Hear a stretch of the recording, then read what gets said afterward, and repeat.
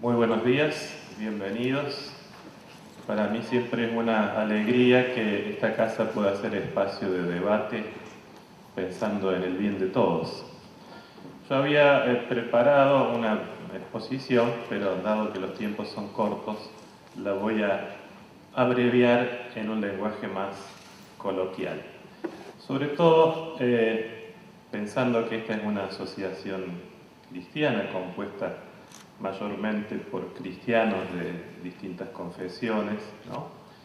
Y que tienen un interés particular en seguir también lo que la Iglesia va diciendo sobre determinados temas. Una cosa importante para mí es insistir en que la Iglesia puede y debe hablar sobre cuestiones relacionadas con las ciencias, incluida la economía.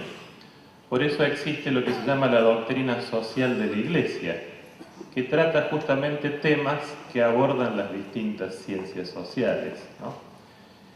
El Papa, de hecho, tiene 2 academias científicas, integradas por científicos de primer nivel mundial, incluso varios premios Nobel, ¿no?, para asesorarlo sobre diferentes temas. Y evidentemente el Papa, particularmente en economía, por supuesto no puede dogmatizar y está atento a los debates, pero no puede dejar de advertir sobre todo lo que afecta a la persona humana. Y este tema, la inmensa dignidad de cada persona humana, es precisamente una clave de la doctrina social de la Iglesia. Un día Juan Pablo II estaba con un grupo de discapacitados y allí a propósito usó una expresión que llamó la atención: que Dios le confiere a cada ser humano una dignidad infinita. Y usó la palabra infinita, ¿no?, para referirse a personas con profundas discapacidades. ¿Qué valor o qué consecuencias puede tener eso en la economía? Es una pregunta, ¿no? Otro principio es el de la subordinación de la propiedad privada al destino universal de los bienes. No es un tema del Papa Francisco, como se suele decir por allí, ¿no?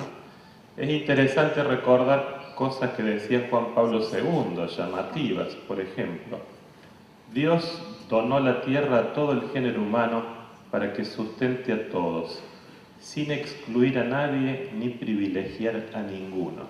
Es llamativa esta expresión, ¿no? Sin excluir a nadie ni privilegiar a ninguno. Si lo dijera el Papa Francisco, lo tratan de comunista al día siguiente, ¿no? También ha dicho Juan Pablo II: no es conforme con el designio de Dios usar este don de modo tal que sus beneficios favorezcan solo a unos pocos.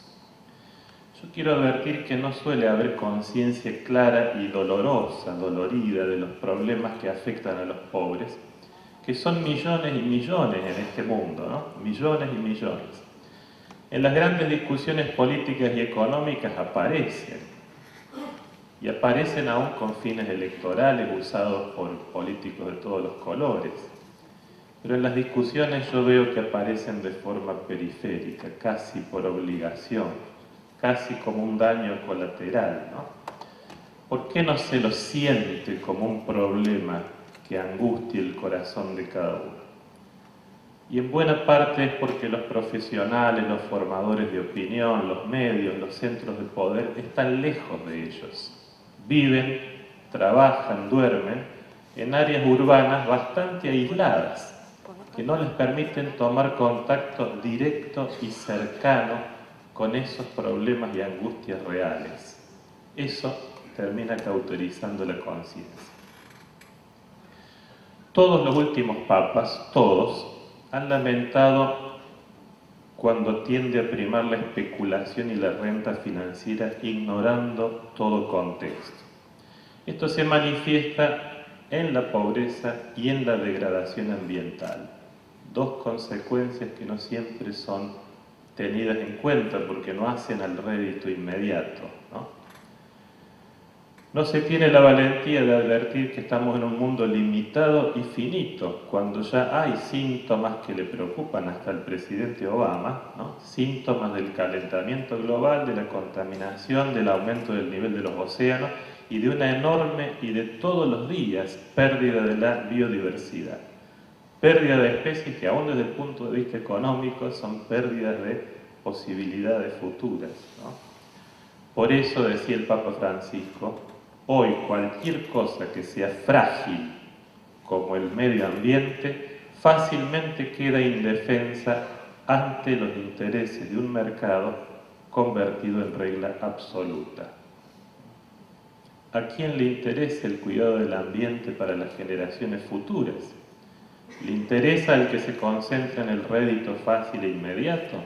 ¿Le interesa al consumidor compulsivo que responde a la misma lógica?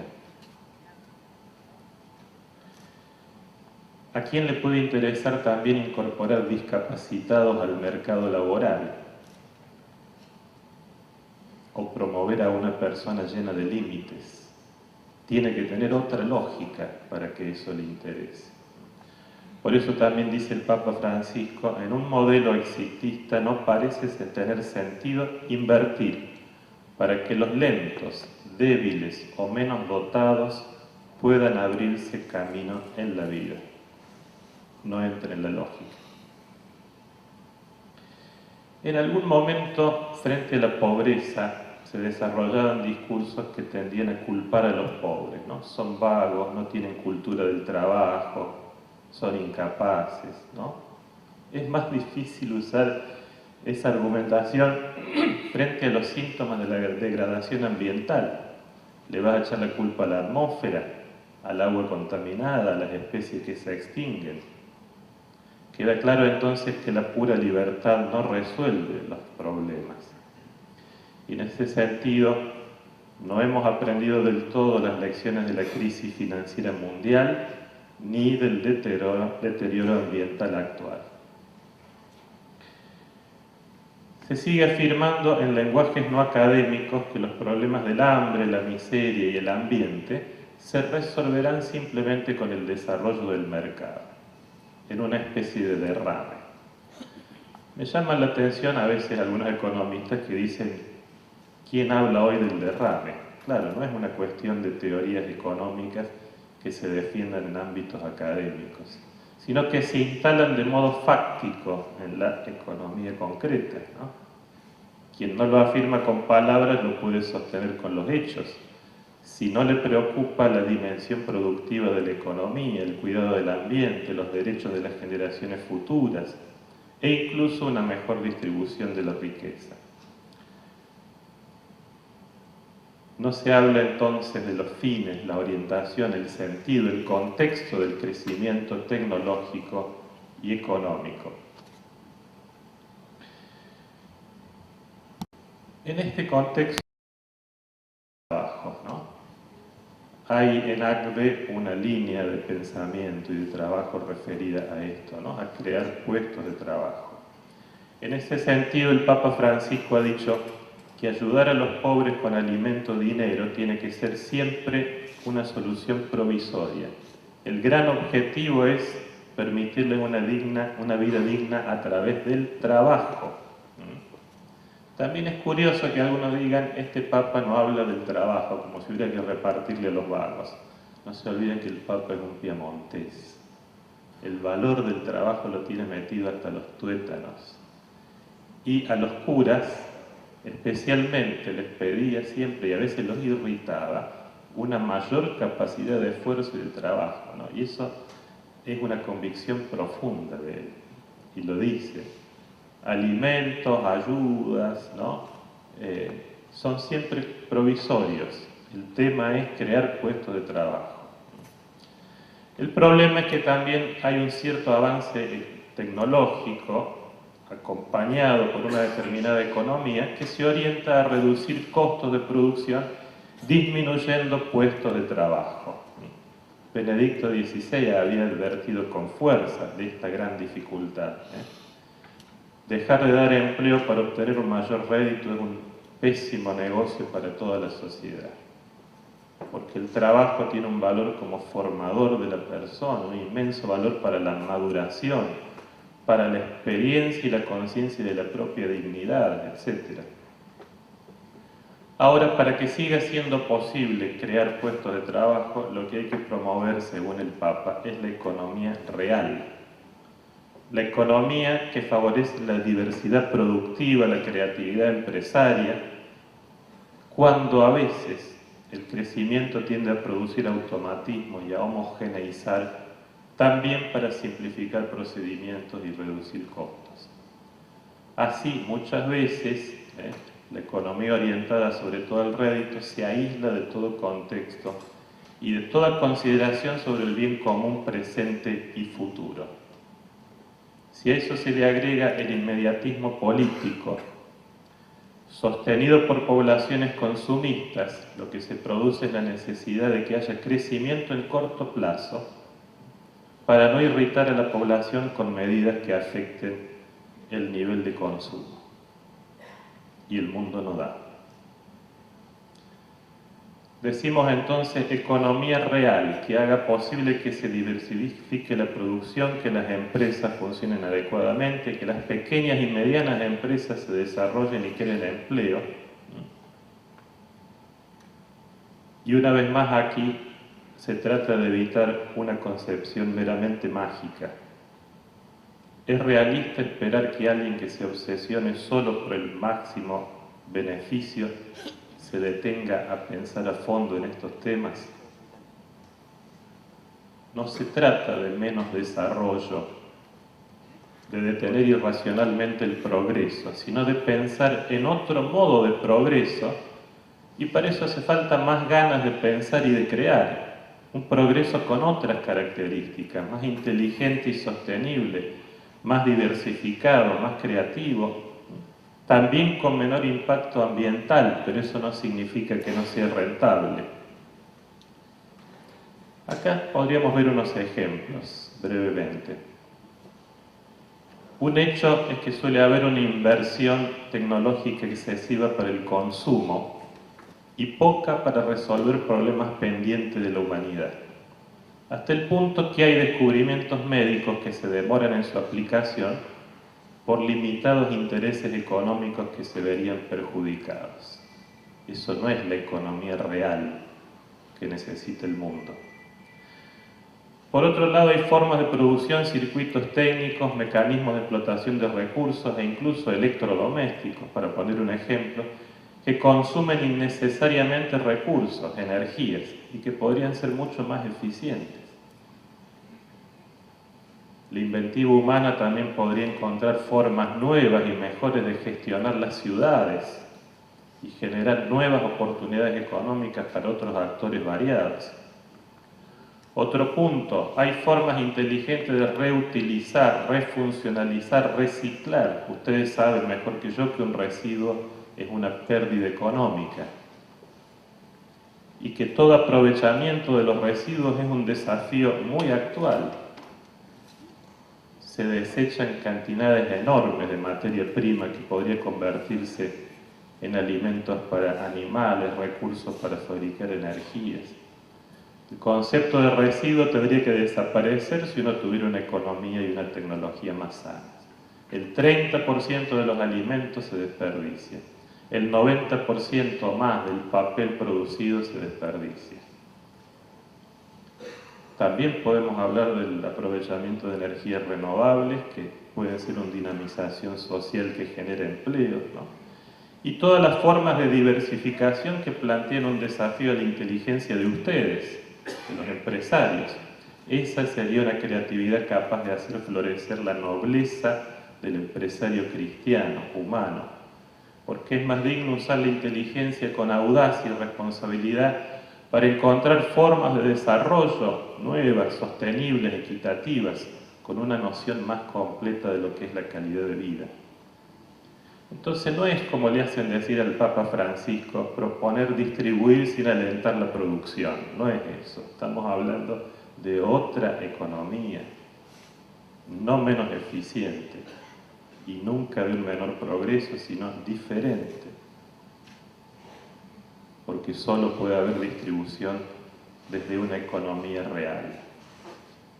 Sin embargo, Benedicto XVI aclaraba que también es necesario que las sociedades tecnológicamente avanzadas estén dispuestas a favorecer comportamientos caracterizados por una mayor sobriedad, disminuyendo el propio consumo de energía y mejorando las condiciones de su uso. Porque ya se ve que en algún momento vamos a tener que propiciar ciertas formas de decrecimiento en algunos lugares del mundo para que el planeta sea sostenible. A pesar de todo esto, a veces se propicia una racionalidad económica meramente formal que exige puros actos de fe en una supuesta coherencia y efectividad, y a veces con un sistema jurídico que ignora todo contexto.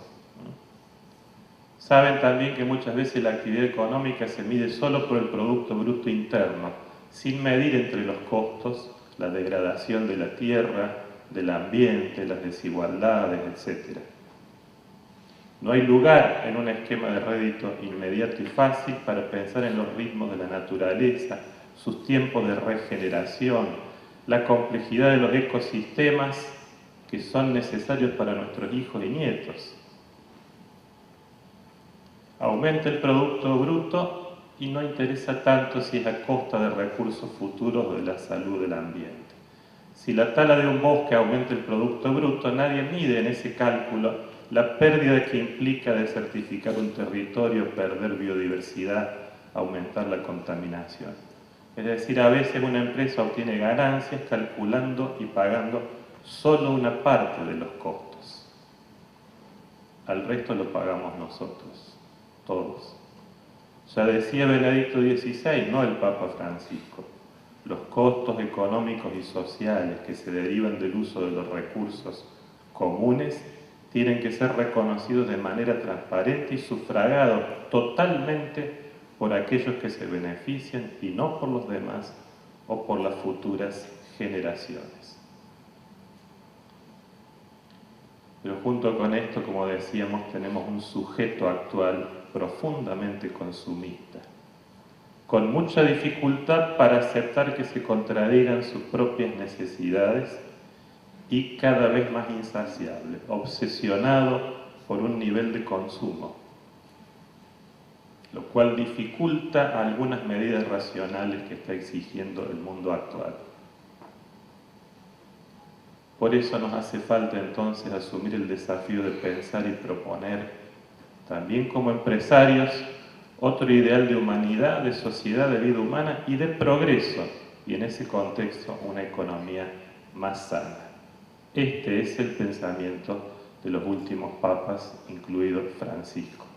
Espero que hoy aquí se puedan tener en cuenta estas, llamémosle, sugerencias de los papas.